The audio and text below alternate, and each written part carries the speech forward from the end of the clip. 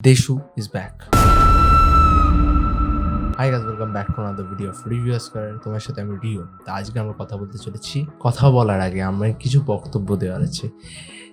একটা সিনেমা যখন শেলভড হয়ে যায়, সেই সিনেমাটা ইদার আর বেরোয় না বা সিনেমাটা শেলভ হয়ে ওটা পচতে থাকে। আমার মনে হয় এটা আমার দেখা ওয়ান অফ দ্য হিউমাঙ্গাস একটা মিরাকল, যে একটা সিনেমা যেটা 10 বছর 9 বছর আগে শ্যুট হয়েছিল এবং রেডি ছিল, সেটা ফাইনালি রিলিজ করছে এবং ফাইনালি অনেক কিছু আবার ফেরত আসছে। এটা মনে হয় এমন একটা সিনেমা যেটার ট্রেলারের থেকেও ট্রেলার লঞ্চে দেব শুভশ্রীকে এক ফ্রেমে দেখা নিয়ে বেশি হাইপ ছিল এবং সেটা যেরকমভাবে ফুটিয়েছে ট্রেলার লঞ্চে।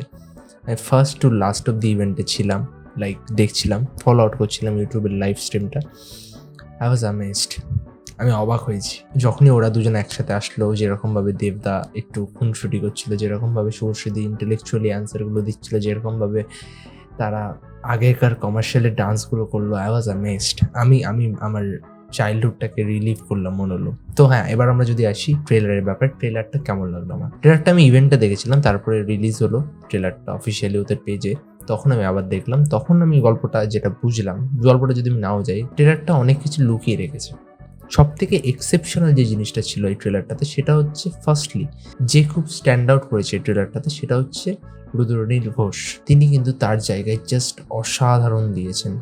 সেকেন্ডলি যে জিনিসটা খুবই ভালো লেগেছে, খুবই, সেটা হচ্ছে ট্রেলার কাটটা খুব সাসপেন্সফুল রেখেও খুব ইন্ট্রিগিং করেছে এবং যেটা মজা দিচ্ছিল যে সাডেন ব্ল্যাক আউট হয়ে গিয়ে তারপরে নতুন করে আবার গল্প স্টার্ট হচ্ছিল। এবং যেখানে এই সিনেমাটার মেন সেলিং পয়েন্ট, সেটা হচ্ছে দেব শুভশ্রী, তাদের যে রোম্যান্সটা, তাদের যে প্রেমটা, সেটা কিন্তু বিশাল ফুটেছে। আমি তো সুপার এক্সাইটেড ছিলাম ধূমকেতু নিয়ে আগাগোড়ায়।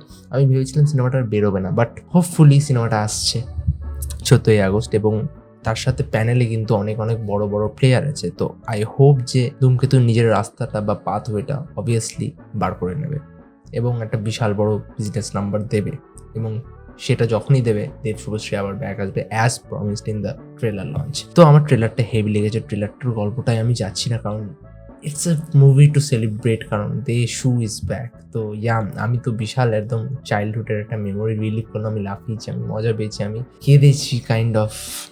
তো এটাই ছিল রিভিউ।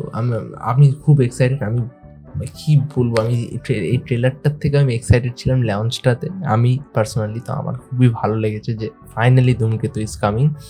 আমি তো হোপফুল যে সিনেমাটা বড় বিজনেস করবে এবং ইফ ঠিকঠাক অডিয়েন্সকে গ্রাস্প করতে পারে, সিনেমাটা অবভিয়াসলি একটা বড় নাম্বার দেবে বাংলা ইন্ডাস্ট্রিকে। তো আপনাদের কেমন লেগেছে? আপনারা কতটা এক্সাইটেড ছিলেন ট্রেলারটা নিয়ে? বা ট্রেলার না হলো ট্রেলার লঞ্চ বা দেব শুভশ্রীকে এক ফ্রেমে দেখতে, বা দেব শুভশ্রীকে এখন এক ফ্রেমে দেখতে, সেটা আপনারা কমেন্টে জানান এবং লাইক করেন, শেয়ার করেন, চ্যানেলটাকে সাবস্ক্রাইব করেন। এবং দেশু fans, we are there as always. যেটা আমরা লাস্টে বলি যে ভালো থাকবেন, সুস্থ থাকবেন এবং সিনেমা দেখবেন আমাদের চোখ দিয়ে।